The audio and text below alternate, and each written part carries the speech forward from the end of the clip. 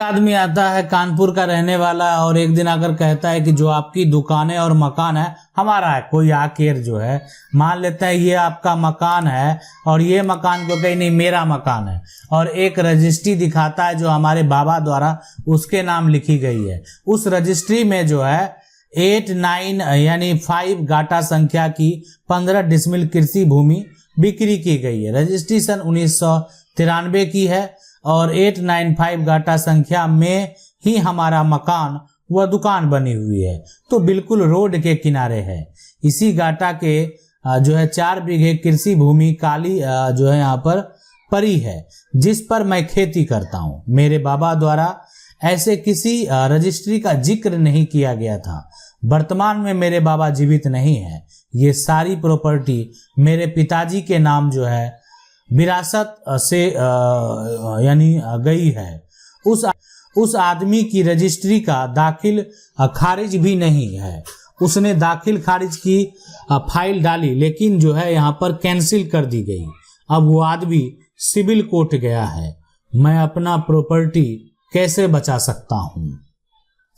देखें, आपको अपनी प्रॉपर्टी बचाने के लिए मान लेते हैं कि ये जो पूरी जमीन है और इस पे आपका मकान भी है और यहाँ आपका मान लेते हैं दुकान भी है।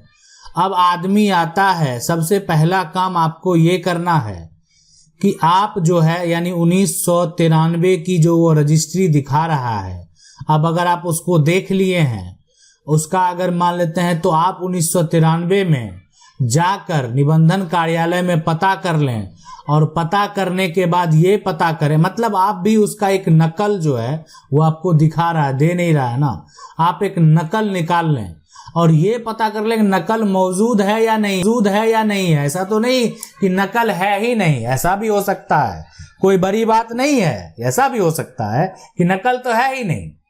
अब अगर आप नकल है ही नहीं तो उसका मतलब वो ऐसे ही दस्तावेज फर्जी हो गया। लेकिन नकल है, लेकिन आपके जो बाबा हैं, आपके जो दादा हैं, है ना, बाबा के सिग्नेचर ही नहीं है। आपके जो बाबा हैं उनका तो साइन ही नहीं है, किसी अन्य व्यक्ति का सिग्नेचर है।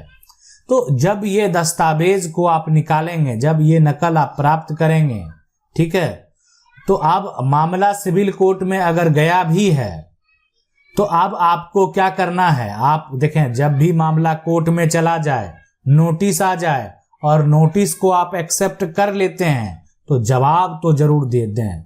अगर जवाब नहीं देंगे तो एक पक्षीय डिग्री हो जाएगा, तो इसलिए जवाब जरूर देना अगर मामला कोर्ट में। अब रही बात, अगर आप उसको जो आपकी जो जमीन जिस पे आप खेती कर रहे हैं उसको जो है उस पे अपना कब्जा जमाए रखें।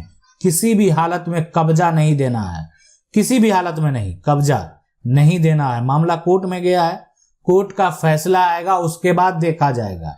ऐसे अगर वो जबरन करने का प्रयास करता है तो उसको जो है एक तरह से उस पर आपराधिक मुकदमा भी दर्ज करा दें।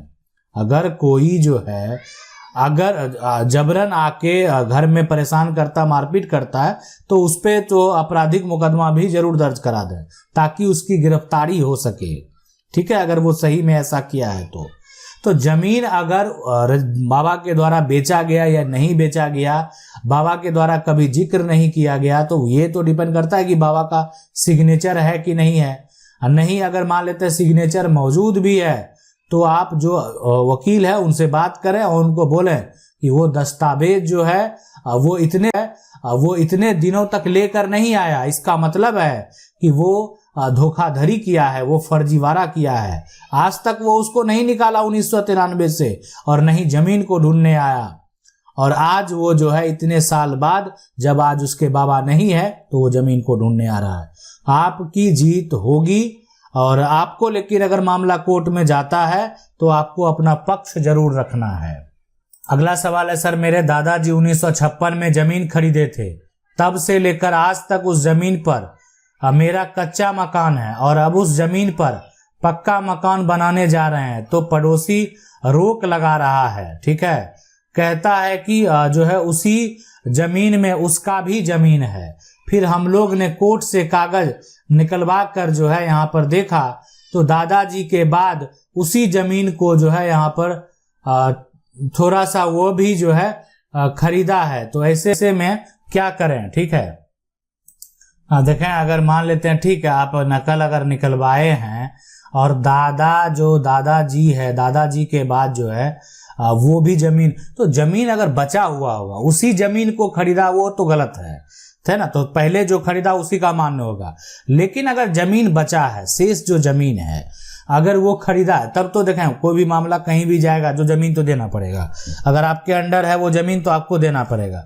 लेकिन अब है कि जमीन मान लेते हैं ये जो है पहले बेच दिया गया, ठीक है, पहले जो है पहले बेच दिया, अब बाद में थोड़ा सा इसी जमीन से किसी और को भी बेच दिया, किसी और को भी बेच दिया, ऐसा कर दिया, तो फिर ये जो पहले बेचा वही मान्य होगा।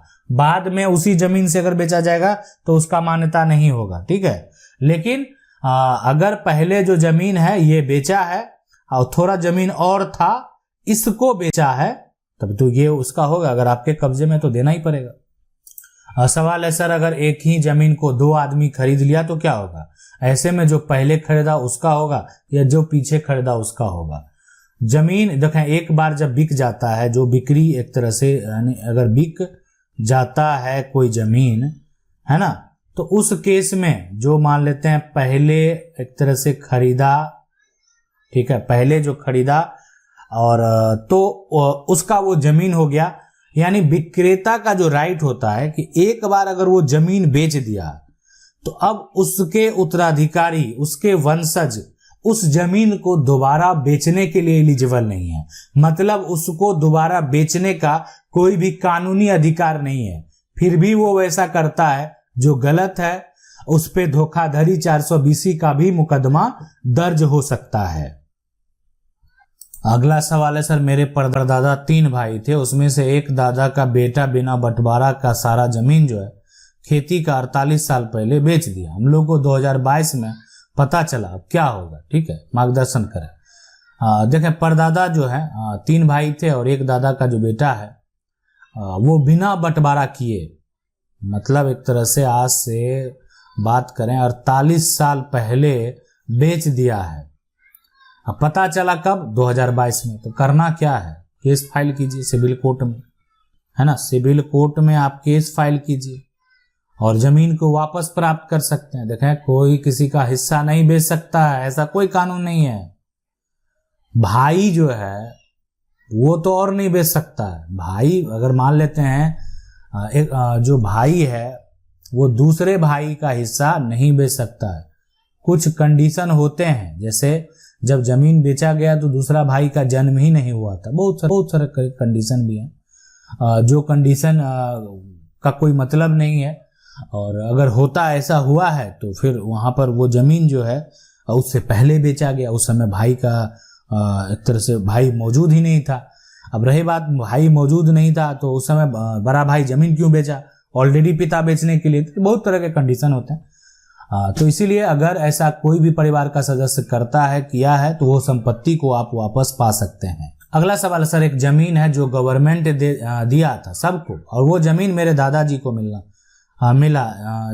मिलना चाहिए, लेकिन वो जमीन एक आदमी ने फर्जी नाम पर सर्वे करा लिया।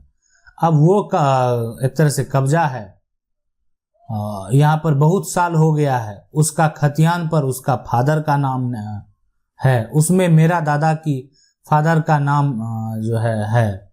इसे कैसे अपने नाम पर करवाएं? ठीक है, देखें, अगर पास ठोस एक कागजात मौजूद हैं, ठीक है, कागजात, तो मामला खतियान से संबंधित है। अभी खतियान पर आपका दावा है तो मामला सिविल कोर्ट में ले जाना होगा, ठीक है। यानी इसके लिए आपको सिविल कोर्ट में केस फाइल करनी होगी, और आपका जो प्रूफ है, आपका जो कागजात है, उस आधार पे आप अपना दावा पेश करेंगे।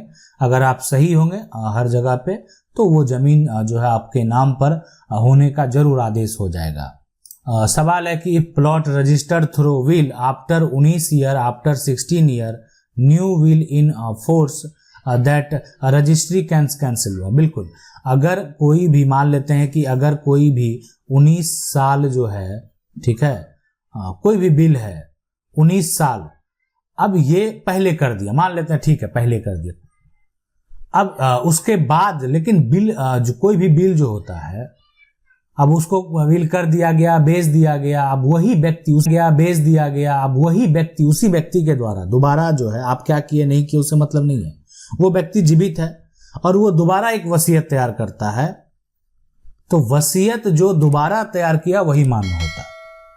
अगर वो दोबारा वसीयत तैयार हो गया तो पुराना अगर वो रजिस्ट्री भी हो गया तो वो कैंसिल हो जाएगा।